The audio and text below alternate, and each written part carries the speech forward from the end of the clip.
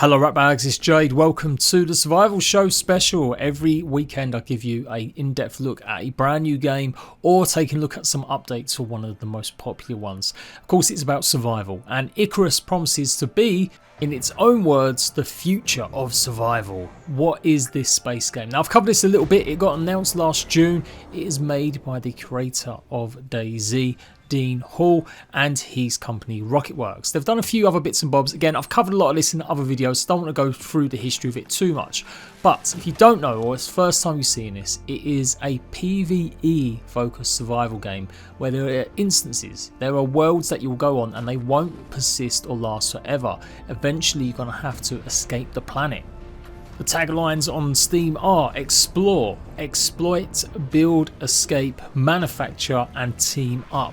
So I'm going to give you the lowdown on the leaks or gameplay that's been shown on social media. I'm going to give you my opinion about the game after all of that lot. And yeah, you guys let me know what you think about Icarus. And always, do leave a like, helps the channel out, and absolutely comment down below what you really think. So since the big announcement last June, the developers maybe went on a couple of interview things. There was an expo in Australia, they're based in New Zealand, and obviously with the pandemic and situation going around the world, it's been hard to maybe market the game in traditional sense. But we live in a digital world, and it's funny to see the devs maybe go a little bit quiet on things. But in the last month or so, they've been showing off lots of screenshots, lots of off-camera recordings using their phones of the development of their playtest sessions that are going on board. So it isn't going to be a multiplayer game, but it's a co-op multiplayer game. It isn't a PvP focused game where you'll be facing off against all sorts of creatures while trying to make sure you've got enough oxygen and get the resources you need before you have to escape the planet. I gotta say, I wish some of this was maybe shown off in a better way rather than just off camera by the lead creators on Twitter. But there you go, I'll work with what we've got. And it shows that obviously we've got 5 or 6 people here. They're doing something, they're like mining, they're getting some sort of resource using contraptions and machines. And you can see the UI there as well at the bottom. Some of this stuff I've covered before in previous videos, so go and check them out as well. But it's good to see the actual gameplay, as blurry and kind of poor as it is using this kind of method. It's obviously the developers just being excited about their stuff and they just wanting to show stuff off, but I still question whether or not this is really the right approach. I would still much prefer a proper dev diary every month showcasing some of this stuff in all 4K glory or at least 1080p rather than maybe these off the screen shots. I can only presume though they, just like other game developers, don't want to be seen as revealing something too soon or stuff that might not necessarily be there when they get around to actually changing it or launching the game, etc. So they're trying to be careful, and one way of doing that is by kind of pretend leaking gameplay shots just through this method. Some of the video shots show that there's going to be guns in the game. You can see some sort of, I think, a rifle or shotgun going on there, and a player on fire apparently in the distance. This one shows a polar bear and a very icy cold biome. So some of these planets, I'm guessing, are going to be very different, or at least they'll have big expanses that are very different from each other. And this one looks like they're on the hunt. You can see like a deer or some sort of gazelle-like creature on the left-hand side, and huge flares going up as well. So alert people to where to go maybe and follow the path through this canyon. We get to see a little bit more of like the base building sort of thing going on, and some very sort of stranded deep. What's the goddamn name of that Hideo Kazama game? You know, the one with the Walking Dead dude in it. The one with you carrying Amazon packages across the countryside. It looks pretty much like the backpacks from that, I swear. But yeah, it does seem to be something there, just building, putting placements down and stuff. So typical sort of crafting and survival elements as well. They're all obviously wearing fur armor as well to keep themselves warm. Changing weather is going to be a big factor as well. It looks like storms. The vistas here look pretty impressive. I'm actually really looking forward to seeing some more shots of this. Like that skyline looks great. The mountains look good. So yeah, obviously they're in some sort of icy igloo style thing, and they may be thinking about bunkering down until the storm goes past.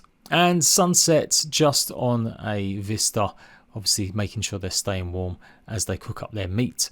And this one's another closer look inside. Looks like there's a few little decorative pieces or just ways that you can make it feel a bit more homely. They've got a typical fireplace. Now the thing that grabs my attention the most is that Icarus is meant to be a game where you will go onto a planet for a preset time. So some of the planets may be there for days, some of them may be there for weeks, if I got that right, if I remember here like reading through it all when it was launching, when they first announced it. So it'd be interesting to see how much pride people might take in some of this stuff, knowing that it'll all get wiped eventually. I mean, unless that's changed, unless they've gone and just decided not to go that method. But that was kind of the hook of the release of the trailer and the first info, that you'd be going to these planets and then you have to get off them before certain things happen. And it would not be a survival game if there wasn't some sort of arrow and bow going on. I don't know about the arrow going through the bow wood there, but we'll let them off. Yeah, and the first person sort of camera of the arrow. I don't think I've ever seen that in a survival game.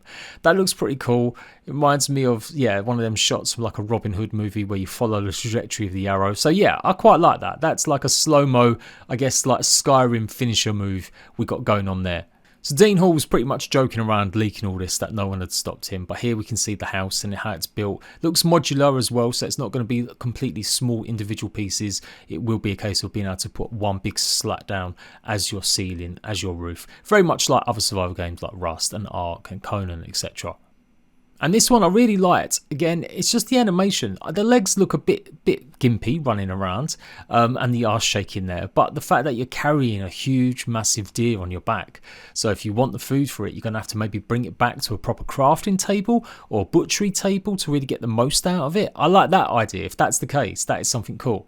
And again, in limited shots, this water looks amazing, even just off camera. I really like the look of it, the reflections, the clearness of it as well, like a proper mountain stream where it's icy clear. I really like it, so that's pretty cool. So yeah, at the moment, it's still a free-to-play, multiplayer, cooperative survival game. Hopefully, we're going to get some sort of reveal very soon about more gameplay, or maybe when it'll enter early access. Or whether or not it will enter early access. I think there has been talks or discussions that they might not bother, since it's a free-to-play game. They can just slap beta on it and just release it. It definitely looks really cool.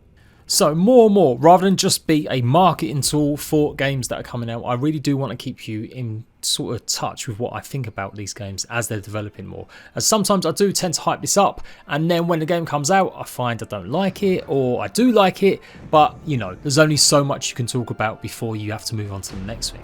So I'm going to keep you guys in tune a little bit more.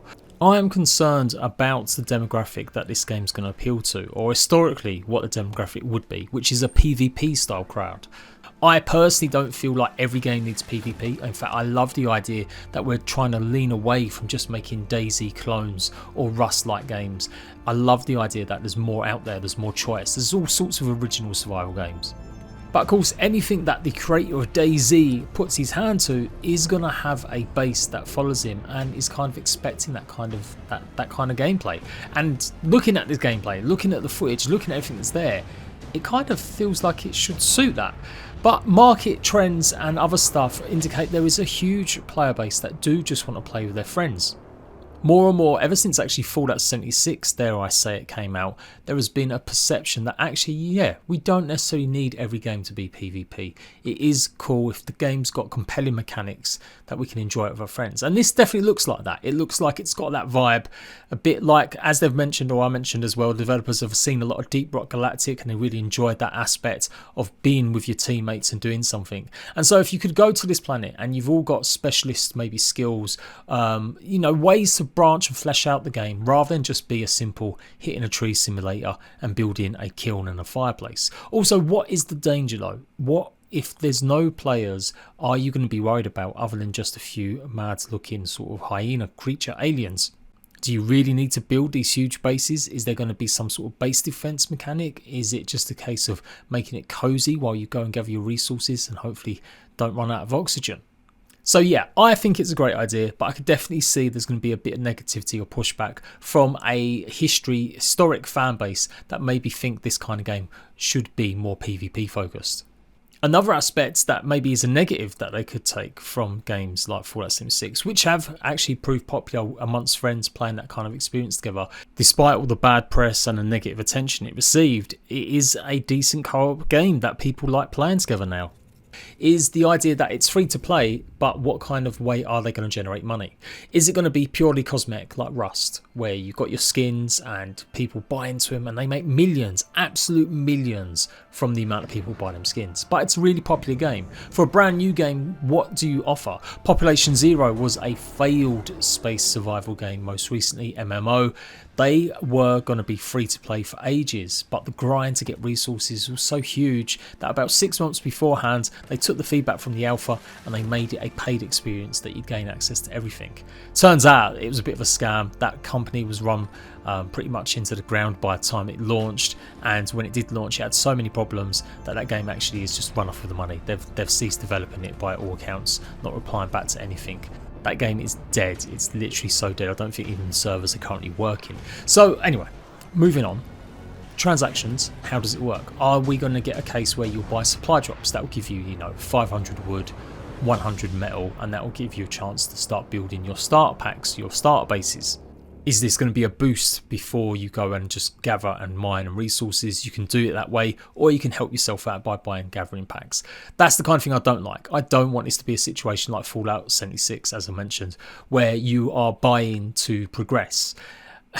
I know some people have got the money, I know some people like that, and it's kind of a given in a lot of games nowadays, but I prefer the cosmetic route. I don't know if the cosmetic route will work, but that's the way that I just feel. I don't want to see, even in a non-competitive game, which this is, and that makes a big difference as well. Normally PvP games, yes, it's an absolute no-no that you can buy supplies, because that will give you the advantage if you've got money.